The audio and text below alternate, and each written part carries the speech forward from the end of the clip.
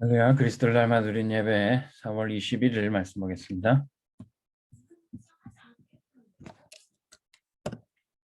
오늘 제목은 기드온과 300명을 쓰신 하나님입니다. 사사기서 7장 5절에서 8절 말씀입니다. 흔히들 기드온과 300명의 용사라고 표현하는데 사실 이 300명은 용사가 아니라 약한 사람들이었습니다.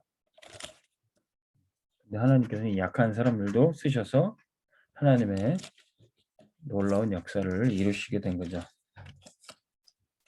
그래서 우리 렘넌트들도 우리 하나님의 백성들도 나는 참 약하다. 나는 또 힘이 없다. 나는 능력이 없다. 그렇게 느껴지는 순간이라도 오늘 이 말씀 통해서 우리가 하나님의 역사를 체험할 수 있습니다. 하나님께서 늘 이렇게 약한 사람을 들어서 하나님의 능력을 나타냈습니다. 성경에 노예되고 포로되고 속국이 됐죠. 이스라엘 통해서 하나님은 세계복음화를 이루어 나가셨던 겁니다. 처음에는 이 기드온과 함께 싸울 자들이 32,000명이 왔어요. 하나님께서 돌려보내라. 저들이 숫자가 많아서 전쟁에 승리하면 저들의 능력으로 이겼다 할 것이 아니냐. 그리고 사람을 보냈습니다. 그래서 22,000명 돌아가고 10,000명 남았습니다. 근데 하나님 이것도 많다. 그래서 물을 먹여보는데 물을 편히 먹지 못하고 두려워 떨면서 손에 움켜져서 먹는 이 300명을 데리고 하나님이 기도원과 함께 싸웠던 겁니다. 다 보내고 이 남은 자 다 가고 이 남은 자들 중에서 하나님은 순례자의 여정을 가게 하시고 전복자의 능력을 주셨던 겁니다. 나는 배경도 없고 능력도 없다. 그래도 괜찮습니다. 복음으로 남은 자가 되면 됩니다. 어떻게 우리가 이 응답을 받을 수 있습니다. 약한 사람을 쓰시는 하나님만 믿으면 됩니다. 세상 배경 하나도 없고 세상 능력 하나도 없어도 하나님의 능력이 있으면 됩니다. 성경 66권이 그것을 증거하고 있죠. 성경에 하나님께 쓰임받았던 사람 하나도 능력이 있었던 사람 없습니다. 능력이 있었어도 다 잃어버리고 모세도 왕권도 있었고 젊음에 열심도 있었지만 그거 다 사라질 때 하나님이 쓰셨어요. 사도 바울도 배운 지식과 실력 그거 있었는데 그거 다 배설물같이 여겨질 때 하나님께서 쓰셨습니다. 교회에서는 하나님께서 약한 자를 들어서 강한 자를 부끄럽게 하시고 하나님의 능력을 나타내는 것을 얘기하고 있습니다. 초대교회를 막으려고 로마 황제 10명이 일어나서 복음을 막고 핍박했습니다. 그런데 그들의 권력이 교회를 막을 수 없었어요. 중세 로마 교황이 엄청난 권력 가지고 개혁교회를 핍박하고 루터와 칼빈을 막으려 했지만 막을 수 없었습니다. 복음을 막을 수 없었어요. 복음은 반드시 승리하게 되어 있습니다. 역사가 그것을 증거하고 있어요. 강대국이 또 세상의 군주들이 일어날 때마다 우상 만들고 우상 숭배에 강요했습니다.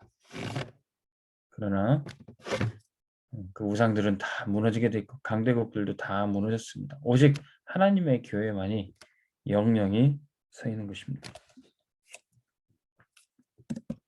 성경과 교회사 속에 어떻게 하나님의 약한 자를 들여쓰셨습니까? 약해 보이지만 약한 자이지만 그들은 하나님의 영에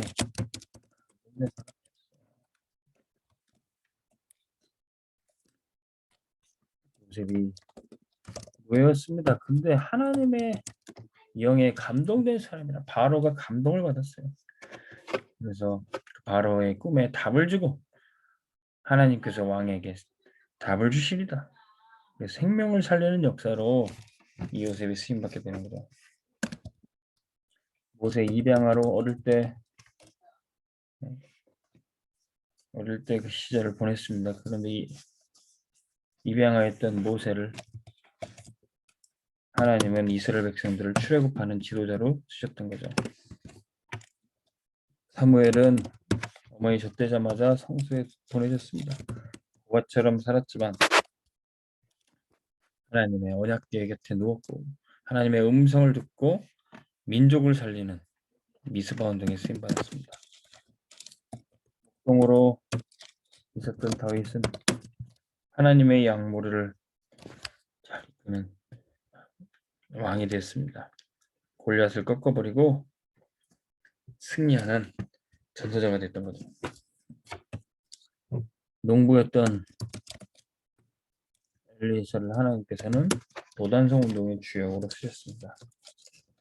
포로로 끌려갔던 다니엘과 세 친구를 통해서 하나님은 민족을 살리고 성전을 재건케 하는 역사를 하셨습니다.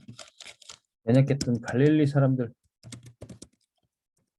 어부했던 그들 제자들을 하나님께서는 초대교회 지도자로 세우셨던 겁니다. 이들이 다 세상의 배경과 능력은 없었지만 하나님의 영에 이끄심을 받았다는 사람입니다. 하나님의 영의 인도를 받는 이들에게 하나님의 것으로 이제 각인, 뿌리, 체질이 내리게 됩니다. 하나님의 것이 무엇입니까? 하나님이 만드신 나 자체. 창세기 1장 27절에 하나님의 형상으로 우리를 만드시고 2장 7절에 그의 생기를 불어넣어 하나님의 영혼을 불어넣으셨고 우리서 4장 12절에 하나님 말씀이 살았고 능력이 있었어. 말씀으로 인도하셨습니다. 하나님이 만드신 나. 우리가 이렇게 존귀한 존재입니다. 그리고 하나님이 주신 나의 것이 있어요. 그게 바로 달란트입니다. 누구든지 하나님이 주신 달란트 이것만 찾으면은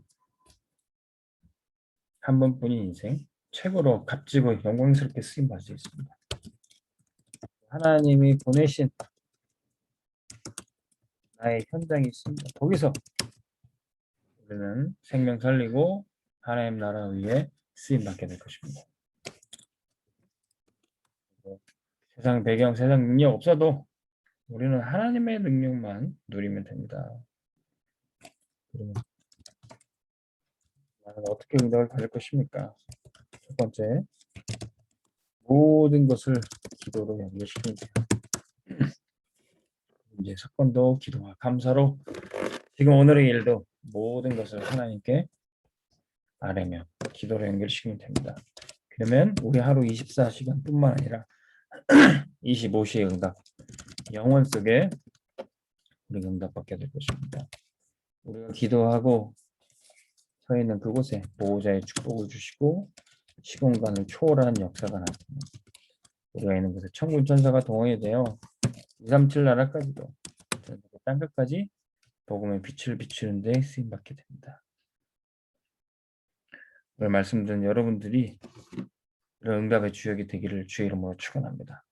기도원과 같이 또 300명과 같이 연약한 나라 할지라도 하나님의 능력을 누리는 주인공 되기를 주의 이름으로 축원합니다.